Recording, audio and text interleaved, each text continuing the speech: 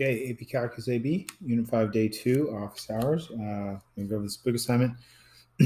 I've decided to eliminate 78, so probably would have tried to tell you guys ahead of time or shown that somewhere else. It's just one problem less. If you do 78, fine. Lots of evens on here. So the evens were posted for you to check. So you should check those already, but I'll just show them real quick. These are the even answers. Pause the video if you need to, so you can take a look at all of them real quick. I'm interested in answers without negative exponents when we're finished. So maybe even like this one. And then if it's a 1/2 exponent, it might be nice to just change it back to the square root, especially if it was written that way to begin with. Okay? All right. So let's try these problems. It's a lot more, it's a lot of practice with the same kind of stuff as we were doing yesterday. So this chapter is an opportunity to do, I think, really well on a test if you're really good at just doing the rules, and I don't think the rules are too complicated, but you still got to get practice with them. So y prime is negative 32. Negative 36x to the 11th.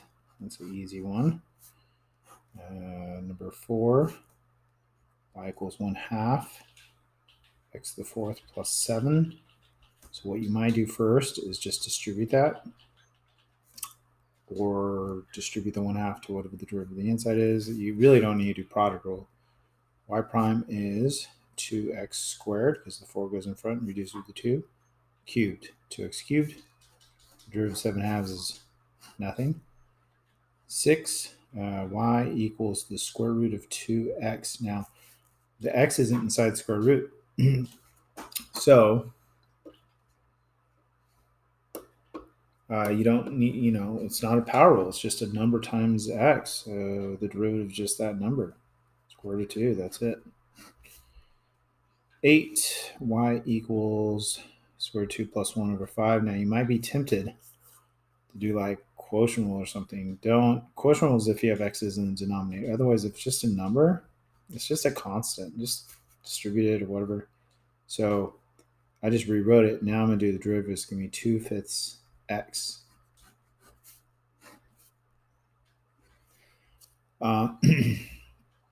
10 is y equals 1 over a x squared plus 1 over b x plus c. Same idea as the last problem.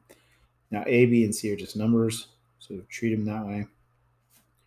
But you could distribute this if you want,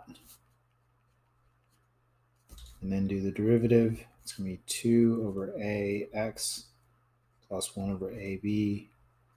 That's it. Let's see. 12 is y equals 7x to the negative 6, negative 5, square root of x. Now, I like the negative exponent for doing the work. I'm going to change the x to a 1/2 power. And that's going to be, it's going to be just power rules. It's going to be negative 42 x to the negative 7th minus 5/2 x to the negative 1/2. Now, I guess this could be an answer, but I would prefer that you change it to positive exponents for your final answer. Not that hard to do. And then, the x to the negative 1/2 is going to end up at the bottom. Let's just make it a square root again, because that's what it was originally. I feel like that's kind of a nice answer. Okay? All right.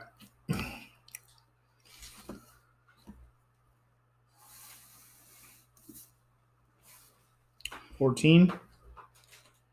Trying to find the derivative. Now, I would rewrite this one. So one of the things that you might notice is that I'm like rewriting these, and something more friendly to taking the derivative. So the square root of 1/2, 1 over x is x to the negative 1. I don't want to do quotient rule for that. I mean, you could if you want. F prime equals 1/2 x to the negative 1/2 minus x to negative 2. I mean, that could be an answer, but let's write it nicer without negative exponents. And we can make the 1/2 power back to the square root.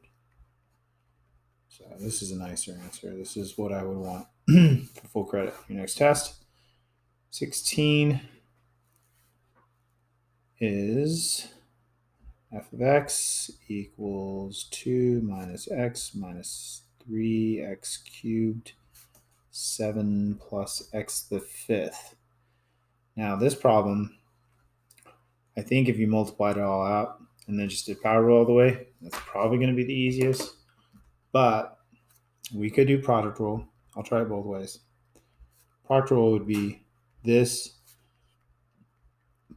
times derivative of that, be 5x to the 4th, plus that times derivative of that would be negative 1 minus 9x squared.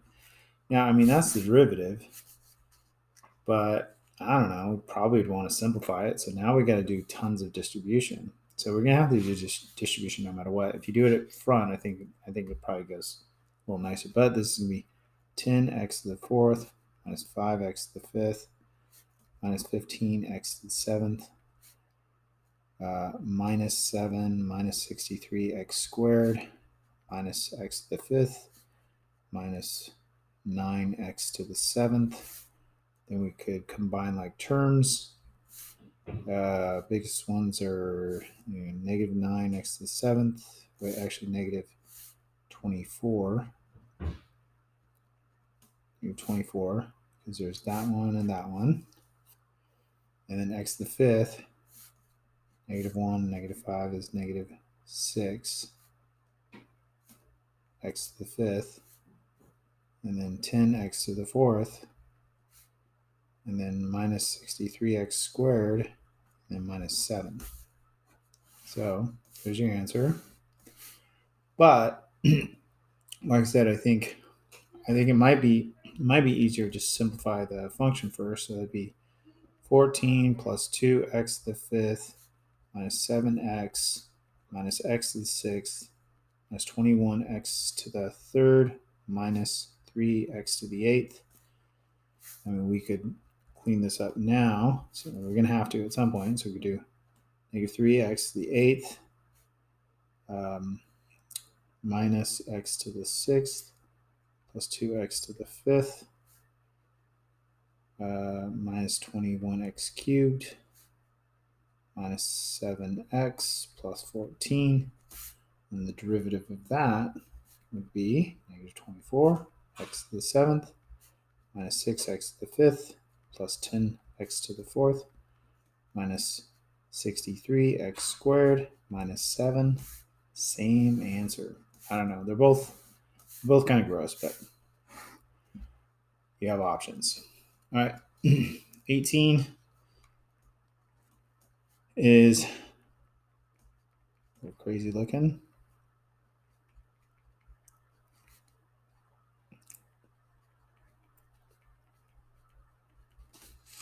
Okay. So that's 18. I think I'd really like to just clean this up and not do product rule. Now, what I'm going to do to clean it up, though, is I'm going to change these to negative exponents. Negative exponents are better for taking derivatives. Okay. And I think they might even make just cleaning this up better, too. So I'm not taking the derivative yet. I'm trying to just FOIL this out. So this is going to be 3x to the 2nd plus 27x to the negative 1 plus 3x to the 1st plus 27x to the negative 2. So you use rules of exponents. We could clean this up and put the biggest exponents first, 3x squared plus 3x to the 1st plus 27x to the negative 1 plus 27x to the negative 2. And then take the derivative, power rule. It's going to be 6x plus 3 minus 27x to the negative 2 minus 54x to the negative 3, which could be your answer, but let's go ahead and rewrite it without negative exponents. So it's going to be 6x plus 3 minus 27 over x squared minus 54 over x cubed. So I'd prefer that answer. You could have done the product rule at the beginning. Good luck. Try it if you want. It should work. You should get the same answer. If you don't, then you made a mistake. All right. 20 is this. Now, there's some rules that I haven't taught you yet that would work on this problem. It would probably be the way I would do it. But for now, what you probably want to do is do this. And then you could do product rule with this if you want, but I think it would be super easy to just FOIL it out. It'd be x to the 10th plus 4x to the 6th, right? 2x to the 6th, 2x to the 6th, 4x to the 6th, plus 4x squared, and then just take the derivative. That's probably the quickest. 10x to the 9th plus 24x to the 5th plus 8x.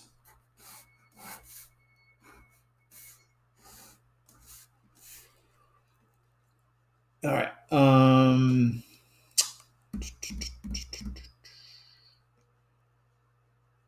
So 28.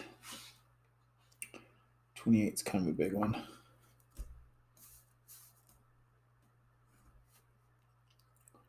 Y equals 2x to the 7th minus x squared times x minus 1 over x plus 1. Now you could do a product with a quotient inside of it. I don't think we're going to avoid the quotient, but it might be nicer to just do one quotient. So I'm going to go ahead and multiply the tops out. Say, okay, well, that's 2x to the 8th minus 2x to the 7th minus x to the 3rd plus x squared, all over x plus 1. Okay, so we're still going to do quotient rule, but that got rid of the product rule, which I think that's worth it. So now we're going to do quotient rule.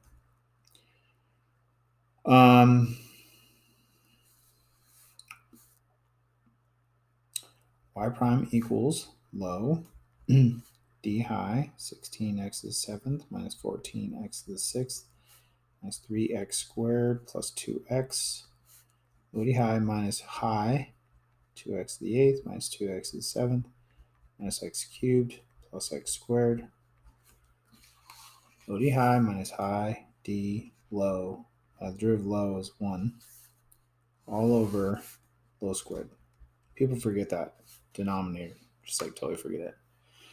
That's it. That's your derivative. So we're just going to try and clean it up now. So it's going to be really crazy. 16x to the 8th minus 14x to the 6th or 7th minus 3x cubed plus 2x squared plus 16x to the 7th minus 14x to the 6th minus 3x squared plus 2x.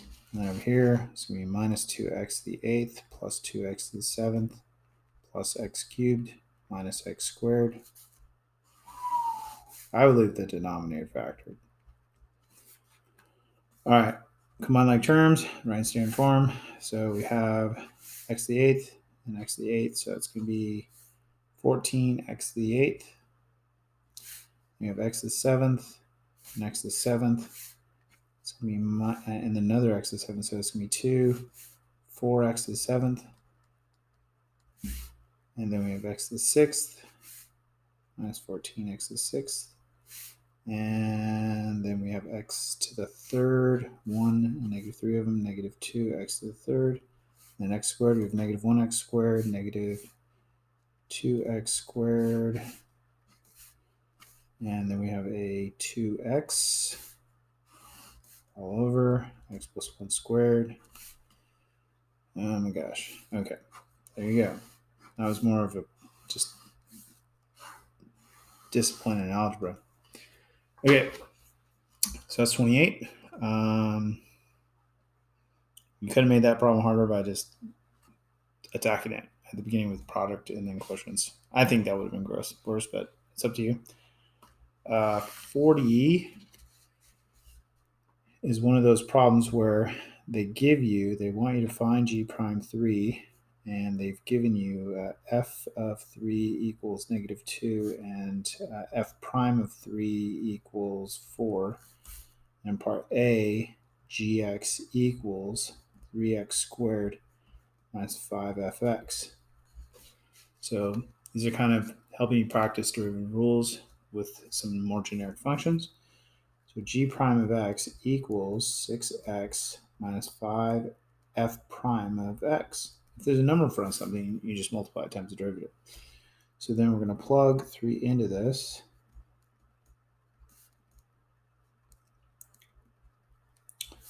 And f prime of 3, they said, was 4.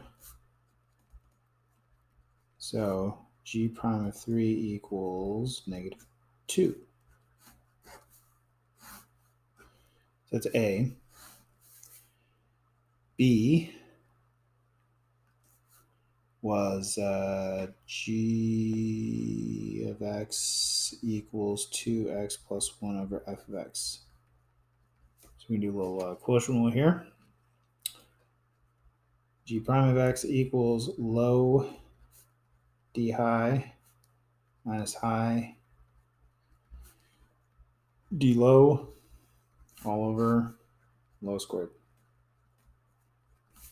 So then we're going to plug 3 in, and it's going to be f of 3 times 2 minus 2 times 2 plus 1 times f prime of 3 over f of 3 squared. So then we're going to look up those values, and f of 3 is negative 2. That's going to be f5. F prime of 3 is negative 2. No, 4. And f of 3 is negative 2, and it gets squared. So it's going to be negative 4 minus 20, positive 4, negative 24 over 4 equals negative 6. Okay, so unless I made a mistake. Did I make a mistake? Oh, shoot. That's supposed to be a 3. This is a 7. This is a 28. This is a negative 32. This is a negative 8. Tiny mistake.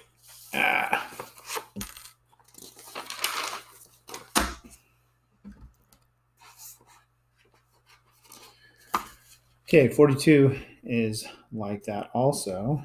They want you to find capital F prime of pi, and they're giving you f of pi is 10, and f prime of pi is negative 1, and g of pi is negative 3, and g prime of pi is 2.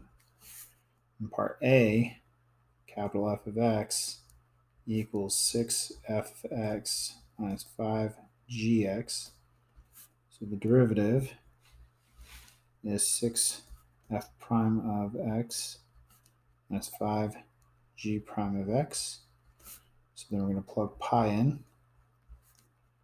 It's 6 times f prime of pi minus 5 times g prime of pi. And those values are f prime of pi is negative 1. G prime of pi is 2. It's going to be negative 6 minus 10 is negative 16. That's A. B is f of x equals x f of x plus g of x in parentheses. You could distribute this first, or you could not distribute it first. You can kind of, it's kind of up to you, but you're going to have to do product rule no matter what. So product rule, f prime of x, it's going to be x times derivative of f prime of x, plus f of x times derivative of x is 1, plus x times derivative of g is g prime of x, plus g of x times derivative of x is 1.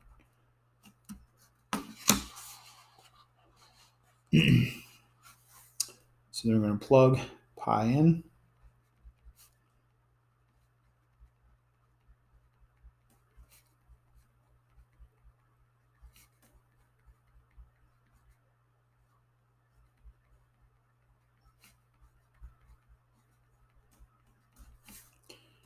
And the values of f prime of pi is -1.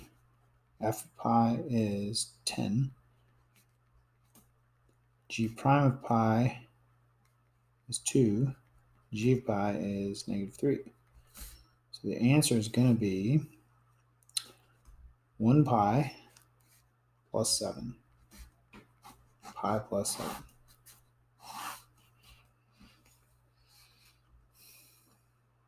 Okay. C is f of x equals 2 little f of x little g of x. So this is a product rule. Now the 2 you could just ignore the 2, multiply the 2 times everything, or you could kind of lump the 2 with one of them or the other, which I kind of like doing that. Either way, it should come out the same. So I'm going to say 2f of x times the derivative of g is g prime of x plus g of x times derivative of 2fx is 2f prime x. So the 2 is going to be there somehow or another. And then we're going to plug pi in.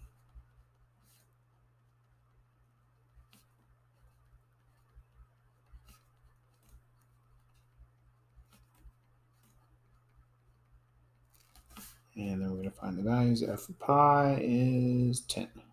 G prime pi is 2. G of pi is -3. F prime pi is -1. So it's going to be 40 plus 6 is 46. Okay. D is little f of x, 4 plus g of x. I mean, I show a lot of work on these. It's so easy to make mistakes. I've already made some today, and I'm pretty careful. Showing the work, I think, is going to lead to less mistakes. So we're going to do quotient rule, low, d high, minus high, d low. D low would just give you g prime of x because the 4 would drop out. All over low squared. Put parentheses around all of it.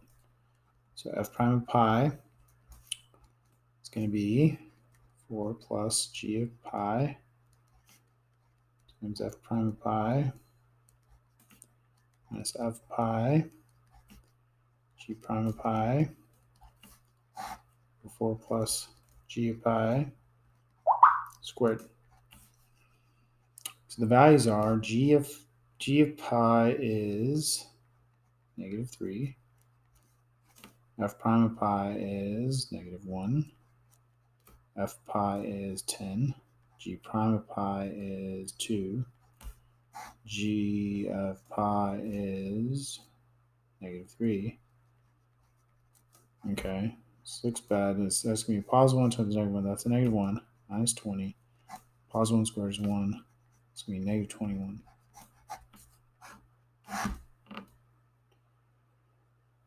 Here we go. All right.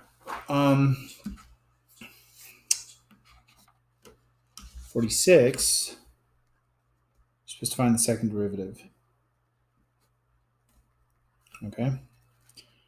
So part A says y equals 4x to the 7th minus 5x to the 3rd plus 2x. So the way you find the second derivative is you take the first derivative, 28x to the 6th minus 15x squared plus 2. And then you take the second derivative, 120 plus 48, 168x to the 5th minus 30x. There you go. Second derivative. Okay. Let's see. Part B is y equals 3x plus 2, y prime equals 3, y double prime equals 0. Yeah. C, y equals 3x minus 2 over 5x. So we're going to do quotient rule, low d high minus high d low all over low squared. Let's clean it up. 15x minus 15x plus 10 over 25x squared. So we get 10 over 25x squared. We could reduce it to 2 over 5x squared for y prime. Looks good. So now, second derivative is going to be another quotient rule. Low, well, we don't have to, but I'll try it. Low d high minus high d low all over low squared. So that's going to be negative 20x over 25x to the fourth, which gives you negative 4 over 5x cubed. The alternative is you could have said, you know what, y prime is actually 2/5 x to the negative 2, and if you just did the derivative of that, you'd get negative 4/5 x to the negative 3, and you get negative 4 over 5x cubed. That's a lot easier. So a lot of times you can try and avoid quotient rule. Changing division to negative exponents. Okay. D is y equals x to the third minus 5, 2x plus 3. I would multiply this out. 2x to the fourth plus 3x cubed minus 10x minus 15. And then do the derivative. 8x cubed plus 9x squared minus 10. And do a second derivative. 24x squared plus 18x. Done. Or you can do product rule, but that seems a little nicer. Let's make sure I did that right, because I'm getting a different answer than I had before. 2x cubed, 2x to the fourth, 3x cubed minus 10x minus 15, 8x cubed, 9x squared minus 10, 24. That looks right. What did I do wrong? Did I write the problem down wrong? No, that's it. That's correct. Sorry. Okay. So there we go. Almost done. Almost 46. So we got a couple more problems. 57 says find a function y equals ax squared plus bx plus c. So we're probably going to try and find the a, b, and c values whose graph has an x-intercept of 1. X-intercept equals 1. Y-intercept equals negative 2. And the tangent line with a slope with a slope of negative 1 at the y-intercept. So at the y-intercept, there's a tangent line. And the slope equals negative 1. Okay. Well, let's just start with the x-intercept. There's 3 unknowns, so we need 3 separate equations. We need like 3 separate things to create equations, and we have 3 different things: x-intercept, y-intercept, tangent line. So the x-intercept, you set the y equal to 0, right? So that's one relationship. The y-intercept, you set x equal to 0.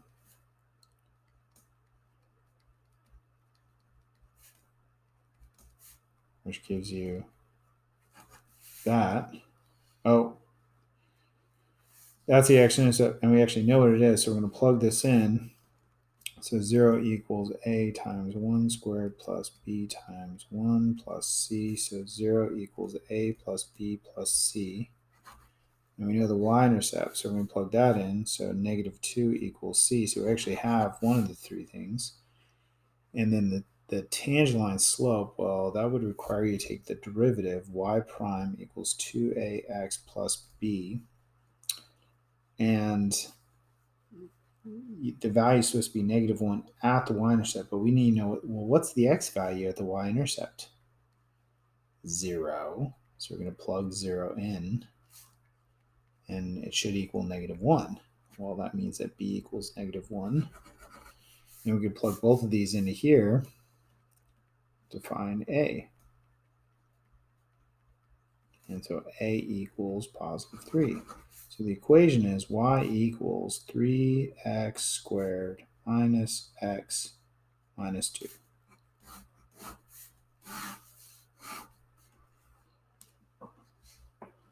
There we go. 3x squared minus x minus 2.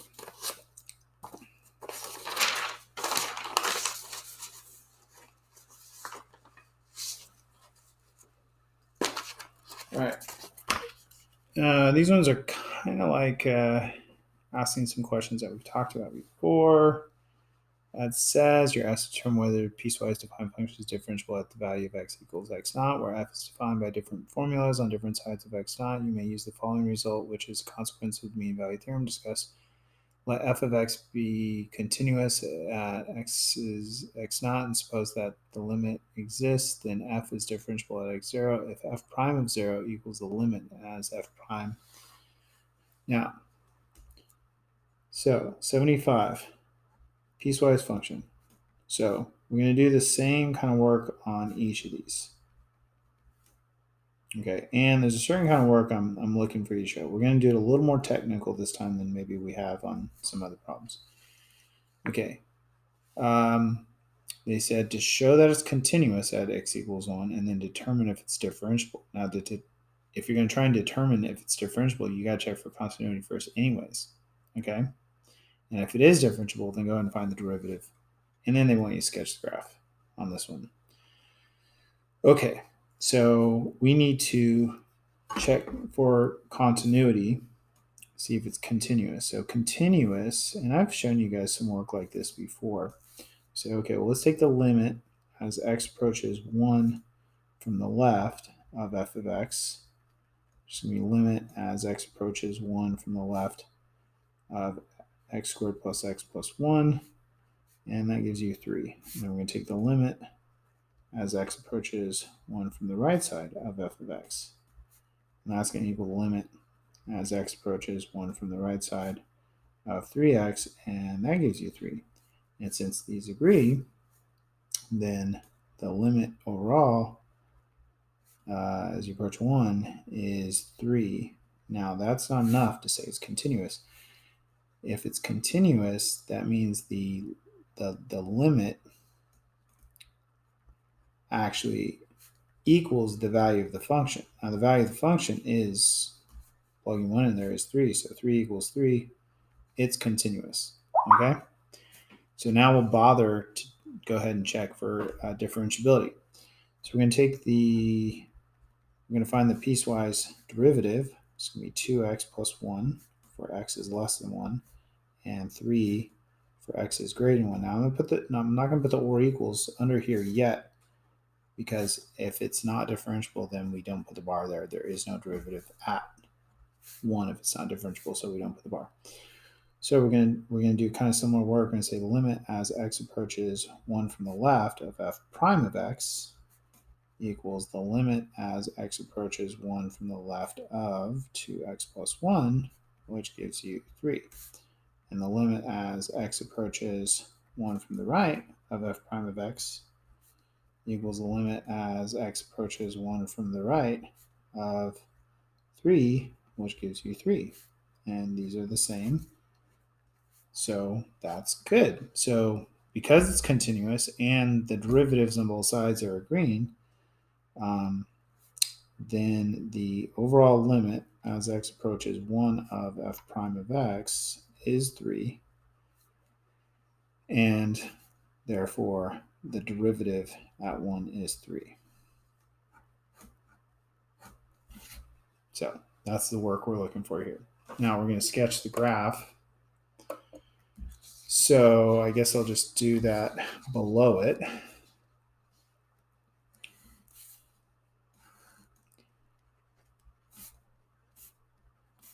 And it's a piecewise graph, so I guess we just graph both of them. So 3x is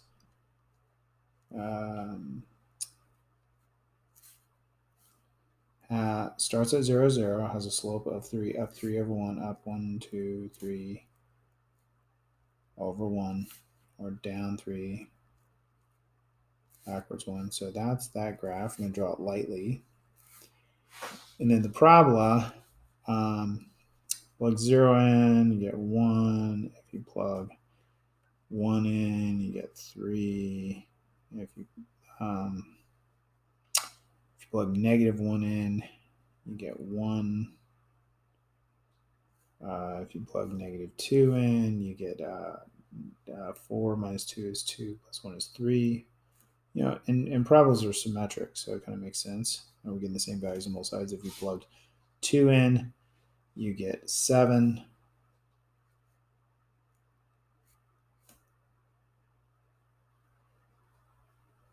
If you plugged negative 3 in, I bet you get 7 also. 9 minus 3 is 6, plus 1 is 7. So this graph is a parabola. Kind of looks like this. Okay, now it's piecewise. So at x equals 1 is where things change. And it's the solid dot on the parabola. And then everything to the left, arrows on the ends right there. This is a solid dot. And then at 1, it'd be an open dot right here, but you can't see it because there's a solid dot there already. And then it follows the line the rest of the way straight. So it does look like a pretty, you know, it's obviously connected, it's continuous, and it does look like a smooth transition.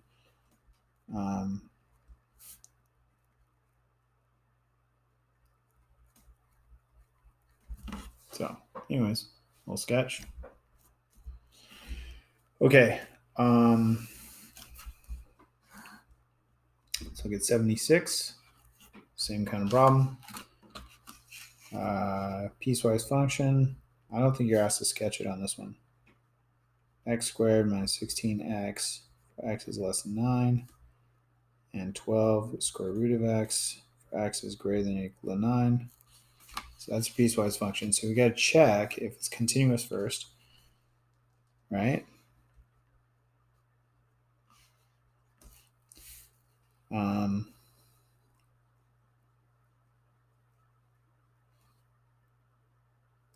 And they said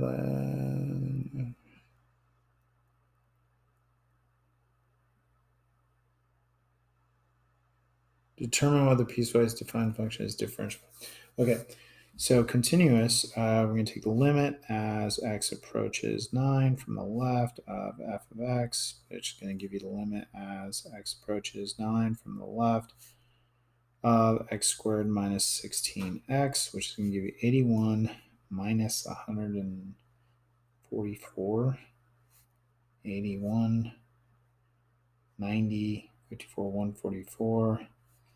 So it's going to be 19, 53, 63, negative 63. Okay, I'm going to take the limit as x approaches 9 from the right of f of x. It's going to be the limit as x approaches 9 from the right side of 12 square root of x. Square root of 9 is 3 times 12 is 36. These are not equal. So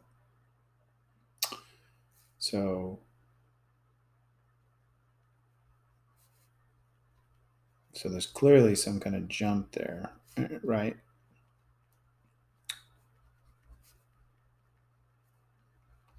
And even if they were equal, that doesn't mean it's continuous yet. You would then have to verify the value of the function.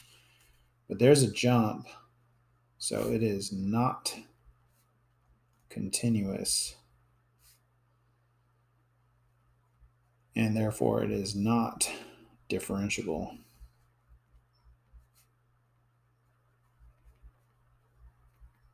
at x equals 9. And then you're done. If you did keep going, just to show you, you shouldn't. But some of you guys might have skipped to this.